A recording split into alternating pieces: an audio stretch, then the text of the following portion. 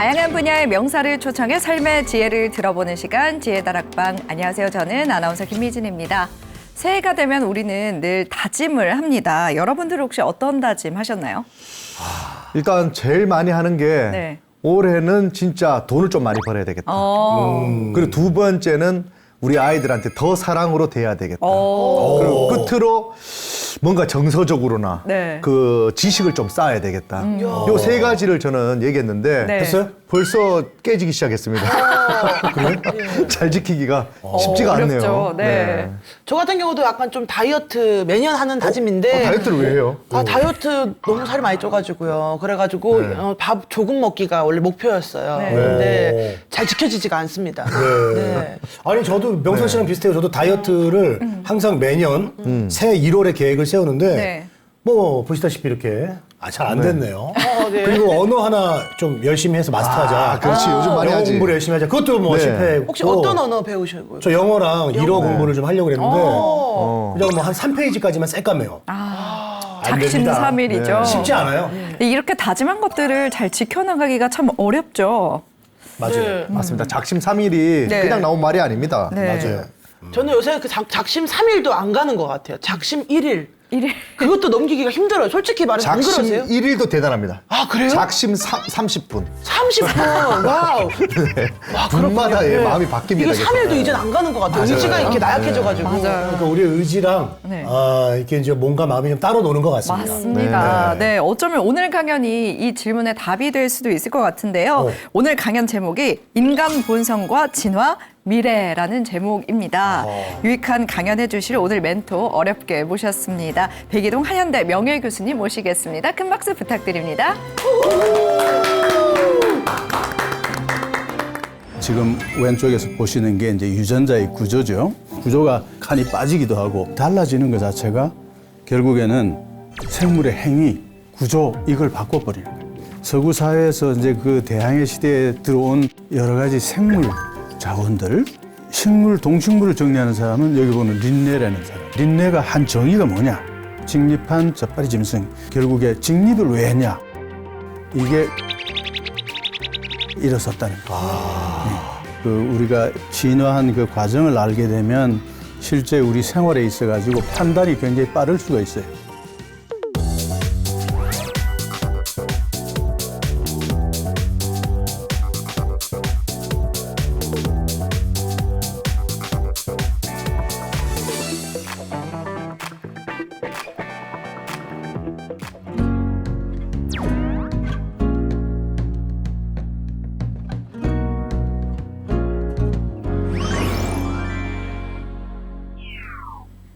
안녕하세요. 안녕하세요. 네, 반갑습니다. 반갑습니다. 네. 저는 이제 대학 교수지만은 뭐 여러 가지 고고학 또 박물관학 또 인류학을 분야에서 이제 공부를 하고 있는 사람입니다. 네, 제가 교수님 소개를 조금 덧붙이자면요. 네. 국립중앙박물관 수장으로 활동하시기도 했고 또 다양한 책을 출간하시기도 했는데 처음에 고고학에 관심을 가지게 된 이유가 좀 궁금하거든요. 굉장히 어려운 질문이에요, 저한테는. 그때만 해도 우리가 고고학 이런 거 잘 몰랐을 그런 시절이기 때문에 상당히 선택한 이유에 대해서 여러 번 질문을 받습니다만 네. 그래도 아마 내가 여행을 많이 했는데 여행하면서 본 우리 유산 뭐 이런 것들이 아마 자극이 되었던 것 같고 어릴 때 특히 여러 가지 모으는 습관 그런 게 있었는데 그런 것들이 아마 고고학을 하게 된 동기가 되지 않았나 싶습니다. 근데 교수님은 한양대 명예 교수님인데 제가 알기로 한양대는 성수동에 있는데 왜 백이동이에요?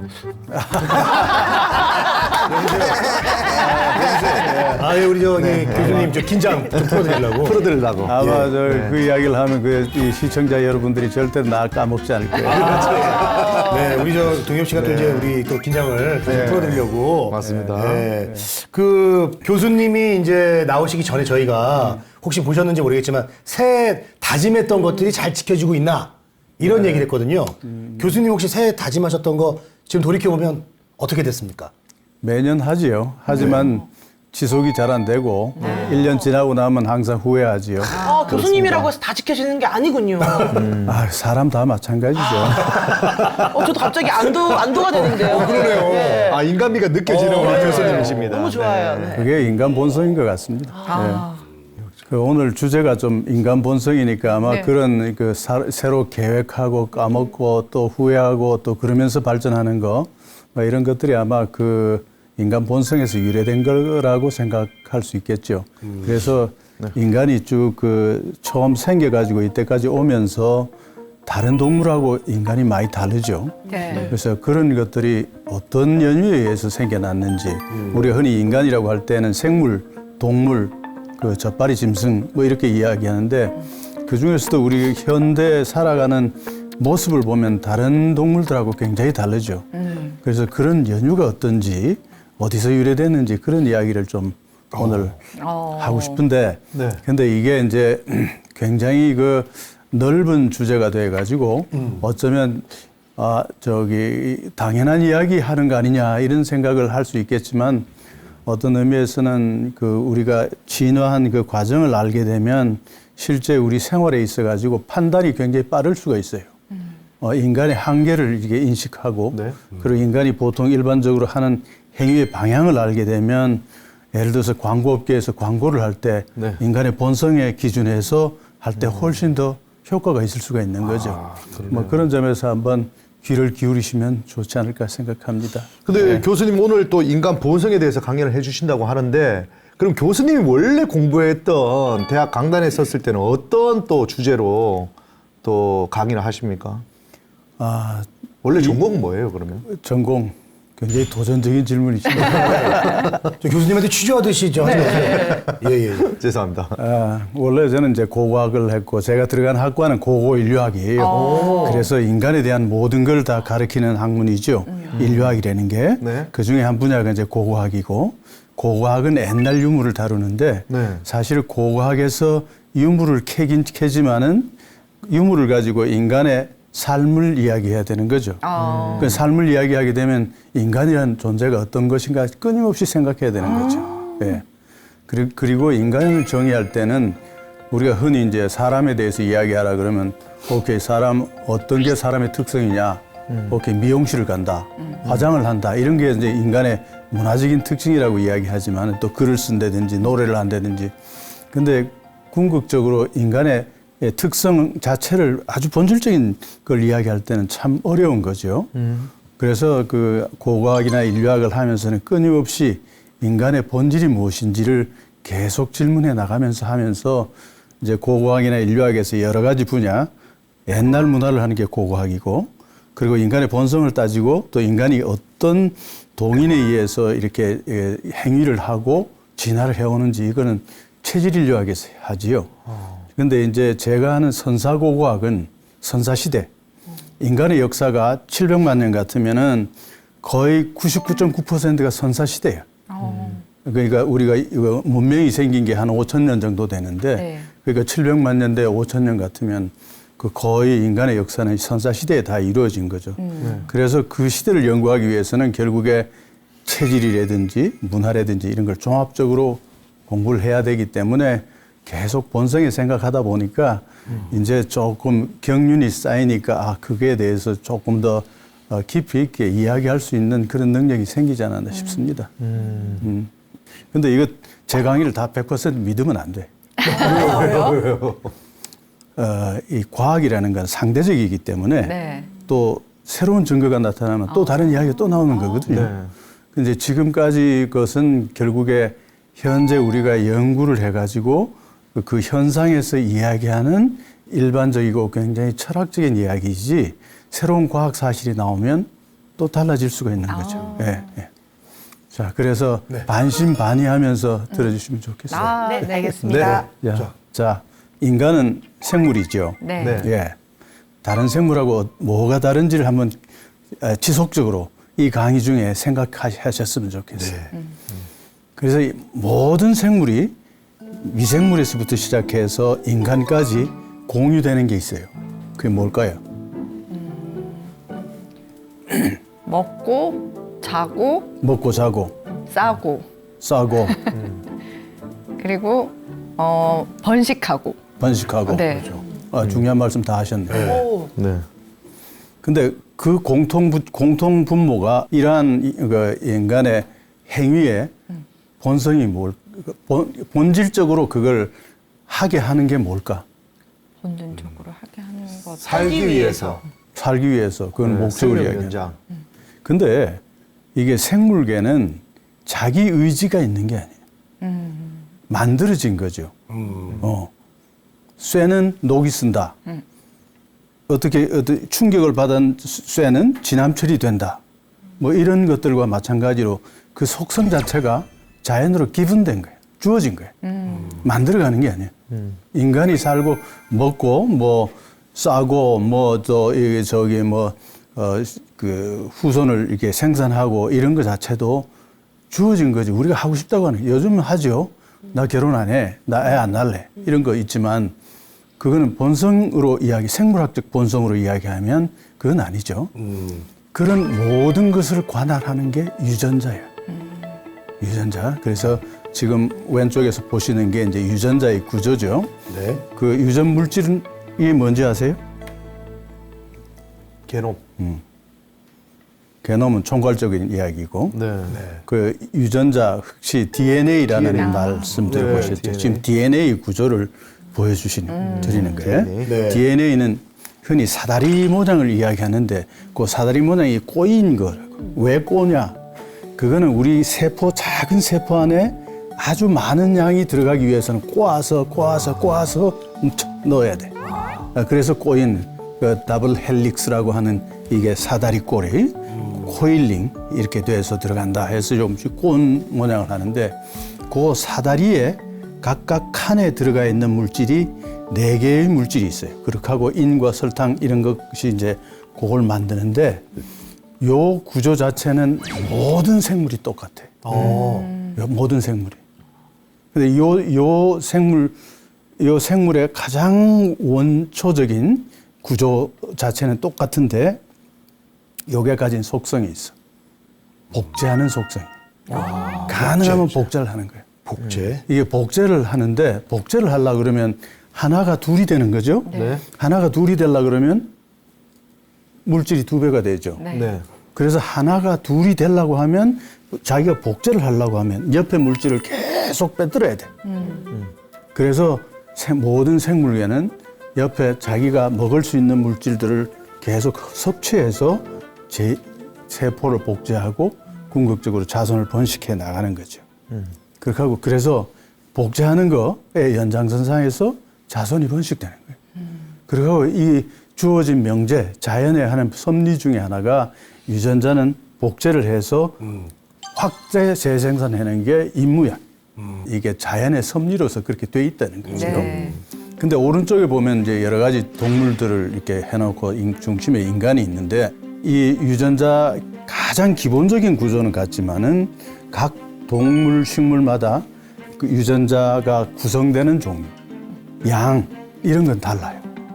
그 여러분들 아마 염색체 숫자를 들어봤죠? 네. 염색체 속에 유전자 DNA가 들어있는데 사람은 뭐 46개인데 어떤 동물은 몇 개다 이런 게 있고 그렇게 하고 그 구성 자체가 구성 내용이 굉장히 달라.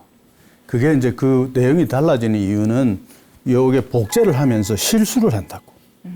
유전자가 복제되면서 실수를 해요.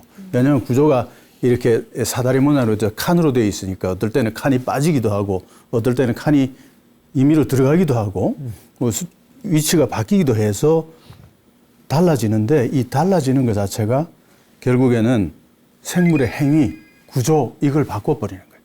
그래서 호랑이가 생기고 사람이 생기고 빈대가 생기고 하는 뭐 그런 다양한 생물이 나타나는 이유인데 이게 이 유전자가 공유하는 범위를 이야기해요.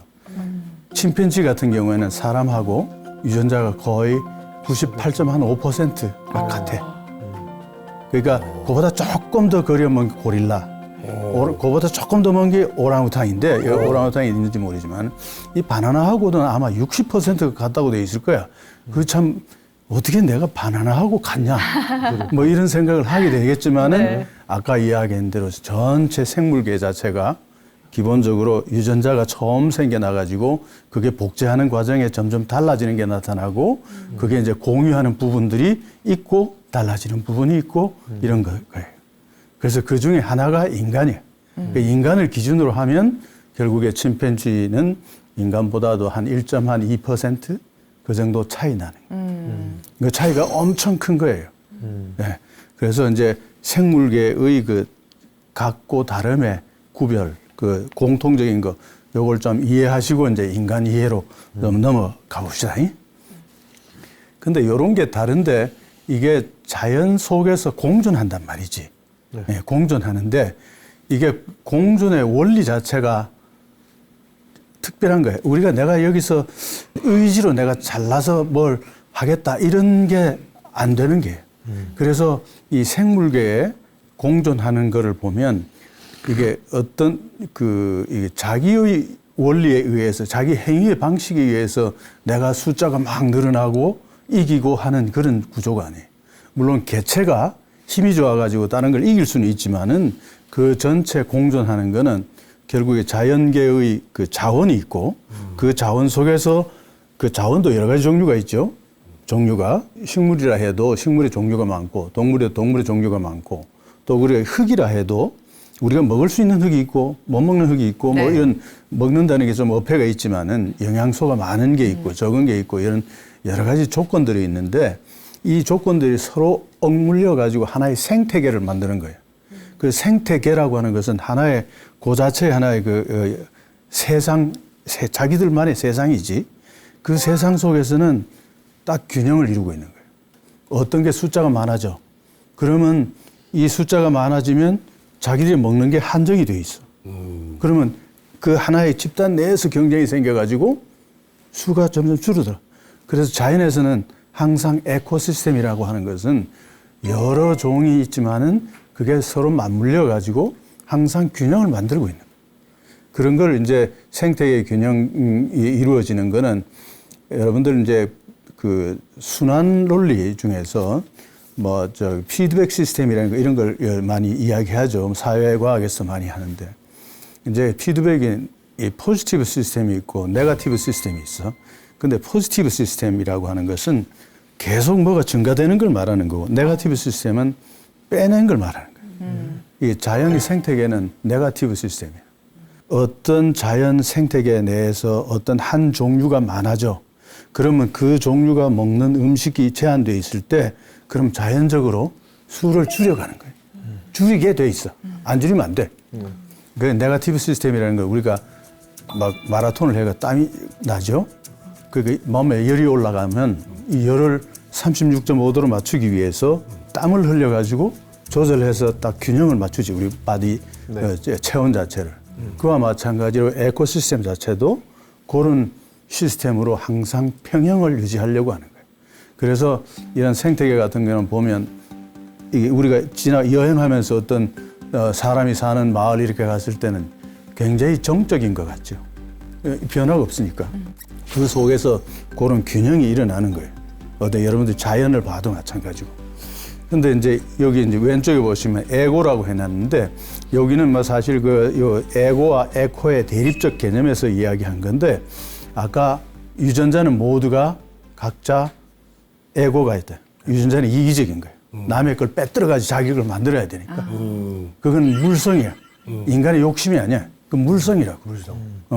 그러니까 자연계에 존재하는 어떤 물질, 개체, 크리처, 창조물 자체가 가지고 있는 특성 자체가 그런 거예요. 창조물의 어떤 이게 지구 자연 환경 속에서 있는 어떤 특정 물질이 가지고 있는 속성이고요.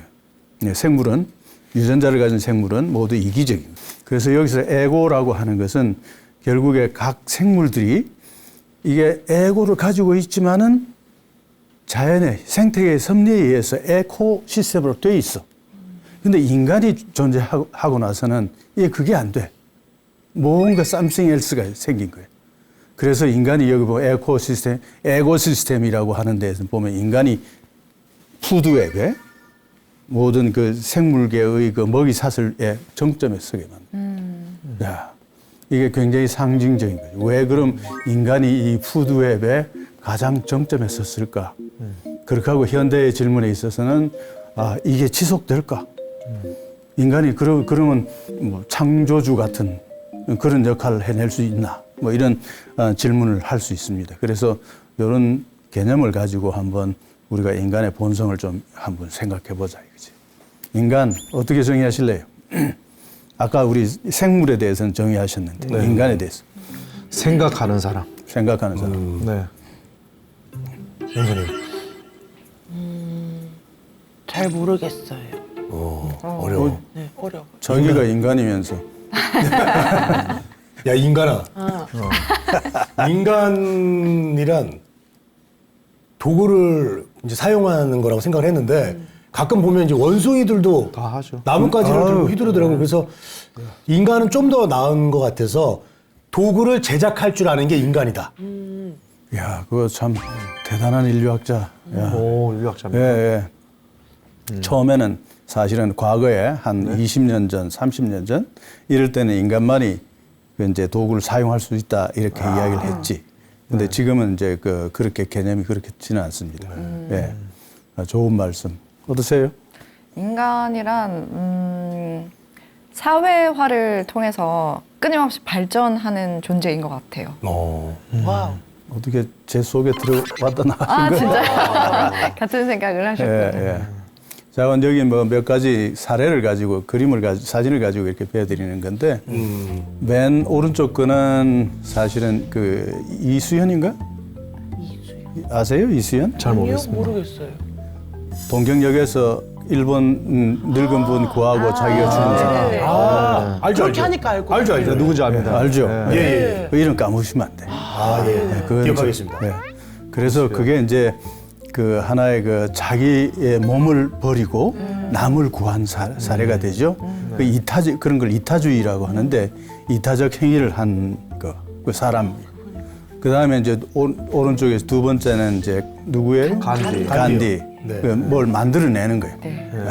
뭘 만들어내고 그걸 가지고 이제 인간이 저기 생존하는데 도움되도록 만들어가는 거. 이제 아까 생각하는 사람 로댕의 생각하는 사람. 로댕이고요. 맨 왼쪽은 뼈다귀밖에 안 남았어. 네. 근데 짐승을 네, 강아지 산책시키는 것 네. 같은데. 밑에 저게 아마 강아지는 아니고 원숭이죠. 네. 원숭이 자기 끌고 가는 원숭이하고 저기 사람하고 다른 점이 뭐예요? 직립보행. 직립보행. 두 달이냐 네 달이냐 차이. 맞네. 역시 오늘 강의할 맛 나네. 직립보행 네. 그런 건데 여기서 이제 이야기하고 싶은 것이 바로 직립보행입니다. 네. 이게 여러 가지 다른 게 있어. 네.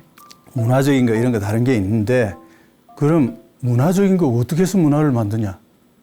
손이 해방 안 되면 문화를 못 만드는 거예요. 손이 해방 안 되면.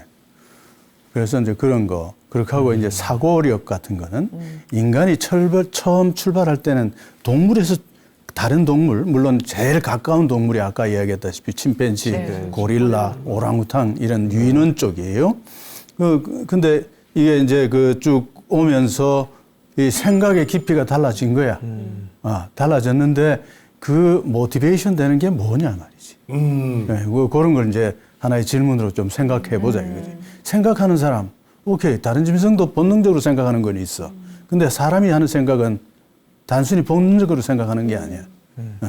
그래서 그런 것들을 한번 어떤 게 파생적이고 어떤 게 원론적인지 이런 걸 한번 좀 생각해 보자 이거죠. 그래서 이런 질문을 가지고 이제 강의를 이때까지는 좀 너무 힘들었죠. 네. 어려웠어요. 좀 어려웠습니다. 겨우 버티고 있습니다. 어렵긴 해도 이거는 아주 본질적인 이야기라서 누구든지 한 잔 마시고 한번 이렇게 농담 삼아서 할 수 있는 이야기였고 네. 이제 지금부터 그걸 슬슬 풀어가지고 뭐 인간의 그 가장 원초적인 특성이 뭐고 거기서 파생적인 게 어떻게 해왔고 그게 인간을 잘 살게도 했지만은 또 어떤 면에서는 위험하기도 하는 거죠.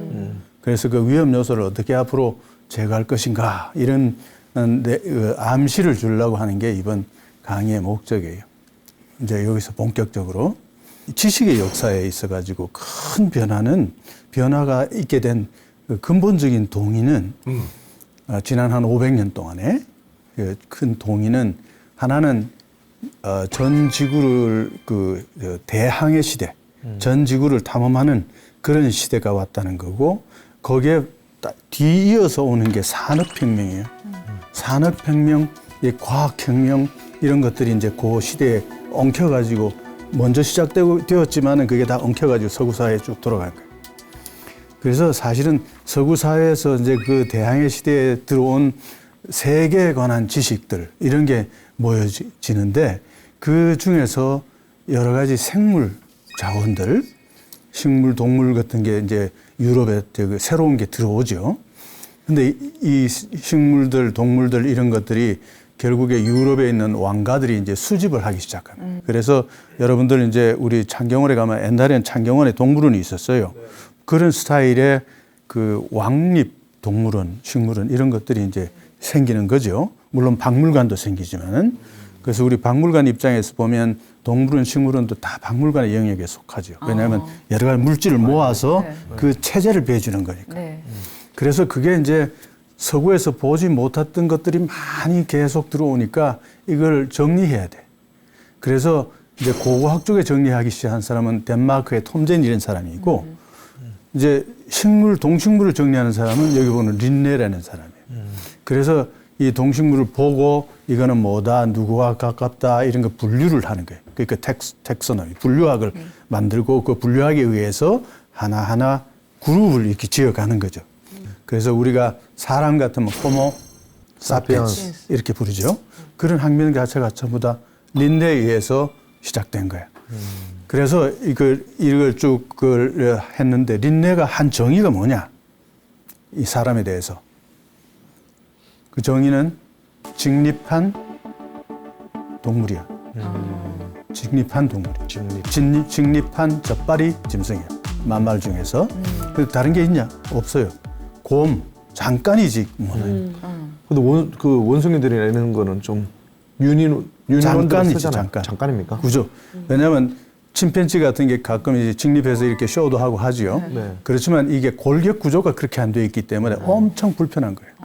그래서 뭐 몇십 미터 걸어가면 그 일단 이 피로감을 느끼고 또 한 가지는 이게 그 우리 머리가 네. 이게 땅바닥에서 멀게 이렇게 구조가 돼 있는 거와 달리 그 사람들이 이게 높이 못 들고 다녀. 그래서 어지러워. 이게 다니면. 그래서 직립한 원숭이, 직립한 젖발이 짐승 이게 이제 린네의 정의야. 근데 거기 이제 직립한 젖발이 짐승 이게 인간 인류인데 뭐 그 왜 직립했냐 이게 이제 또 문제죠. 왜 직립했을까? 다른 건 안 했는데 같이 이렇게 진화를 해왔다는데 그 이제 다윈이 린네보다는 뒤의 사람인데 그 다윈이 이제 그 인간에 대해서 생물 진화를 쭉 했으니까. 생물의 진화, 종의 기원을 쭉 이야기했으니까 종 중에 하나가 인류고 인류가 이게 어떤 식으로 진화를 했을까 그걸 따지면서 결국에 직립을 왜 했냐. 그래서 다윈이 처음에는 사람에 대해서 이야기를 안 했어요. 왜냐하면 하면 맞아 죽을 것 같았어요. 왜냐하면 원체 그 종교계에서 그게 있으니까. 근데 이제 나중에 조금 지나고 나서 이제 인간의 기원에 대해서 쓰면서 인간은 도구를 사용해서 다른 짐승을 잡아먹기 위해서 일어섰다. 이렇게 의지를 가지고 있다. 그 다윈이 이 자가당착적인 이야기를 한 거지. 뭐냐면 다윈 이야기는 내추럴 셀렉션이야. 어떤 형체가 있으면 자연이 선택하는 건데 여기는 보면 인간이 선택한 것처럼 이야기를 했어요. 그게 자가당착적이죠. 네. 그래서 이 다윈은 그때 그 과학계에서 사회과학이나 자연과학계에서 다윈 이야기는 절대적인 신뢰를 가지고 그게 계속 확대 재생산되어 온 게 지난 100여 년 동안의 그 과학계야. 그래서 1960년대까지 이 다윈의 이야기를 가지고 여러 사람들이 그 시각에서 풀이를 한 거야. 그 중에 한 사람이 이제 남아프리카에서 최초로 오스트랄로피테쿠스를 발견한 레이몬드 다트라는 사람은 다윈의 그 이야기, 사람이 직립한 이유가 도구를 만들고 다른 짐승을 잡아먹고 그래서 어떤 동굴에서 동물뼈가 나오고 석기가 나오면 아, 사람이 도구를 만들었고 동물을 잡아먹었다 이렇게 설명한 거예요. 근데 그런 설명 다윈이 뭐 물론 그것만 설명한 건 아니에요. 네. 그런 설명 자체가 60년대까지 쭉 있고 여러분들 아마 60년대 어떤 책들을 보면 아프리칸 제네시스 그런 게 있고 또 살인 원숭이의 후예인가 뭐 이런 말이 있어. 그런 게 다 그런 데서 파생된 여러 가지 이게 과학자들의 공상이었죠. 근데 70년대 들어와가지고 무슨 일이 있었냐면 아까 레이몬드 다트가 한 이야기가 완전히 거꾸로인 거예요. 그런 이야기를 여기 이야기인데 이게 오스트랄피테쿠스가 동물을 잡아먹은 게 아니고 잡아먹혔다는 이야기로 고고학적으로 설명을 한 거예요. 그래서 이게 저 이야기가 저기 보이는 겁니다. 그래서 완전히 다윈 이야기가 틀렸다. 그와 동시에 이게 발견된 게 있어요. 루시아. 루시라는 건 닉네임입니다. 1970년대에 그 도널드 조앤슨이라는 사람이 이디오피아에서 발굴을 하는데 굉장히 오래된 화석고를 발견했어요. 그래서 오른쪽 중간에 보이는 그 그림이 이제 전체 골격인데 이 골격 자체가 거의 인간의 복원이 가능한 거예요. 그 가능한데 이 구조를 보니까 이때는 분명히 직립했고 근데 두개골 모양을 보니까 침팬지하고 똑같은 거예요. 용량이 450cc. 그리고 섞기가 없는 거예요. 그래서 왜 이런 사람이 생겼을까를 설명하는 과정에서 직립은 했는데 머리는 나빠. 도구도 안 만들었어.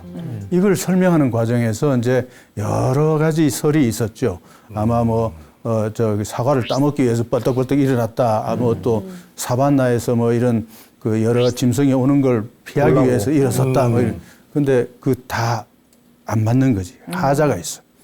그래서 이 학설이 가장 잘 설명한다고 할까? 그건 제 의견이기도 한데 네. 여기 오웬 러브조이라는 사람이 이게 음식 나눔 때문에 일어섰다는 거죠. 예. 그래서 사람도 애초에는 침팬지처럼 조금 짧은 거리를 걷기 시작했는데 이게 가족을 먹이기 위해서 음식을 장만해서 갖고 와야 돼. 그러면 일어선 게 많이 일어서서 멀리 걸을 수 있는 사람이 훨씬 유리한 거죠. 그렇죠. 그 많이 가져올 수 있고 먼 데서 음식을 갖고 올 수 있으니까 이 자손들이 훨씬 영양적으로 더 튼튼해질 수가 있고 많이 나을 수가 있고 많이 살아남을 수가 있는 거예요. 그래서 그게 이제 하나의 그 진화의 동인이 됐다 하는데 여기에 숨은 게 애비가 나가서 음식을 장만해서 가족한테 갖고 오는 거예요. 사회성이죠. 네. 음식 나눔이야. 네. 그게 제일 중요하다는 거죠. 음식 나눔. 그리고 다른 거 하나는 정보 나눔이에요. 정보. 왜냐하면 아무리 살아도 어디 가서 사고 나서 죽어버리면 안 되니까. 그리고 어떤 데 가야 음식이 많이 있는지 이런 걸 공유해야 되는 거죠. 그래서 이게 이제 음식의 공유, 정보의 공유, 이게 결국에 인간이 직립해서 걷는 걸 지속적으로 진화할 수 있는 이유라는 거죠.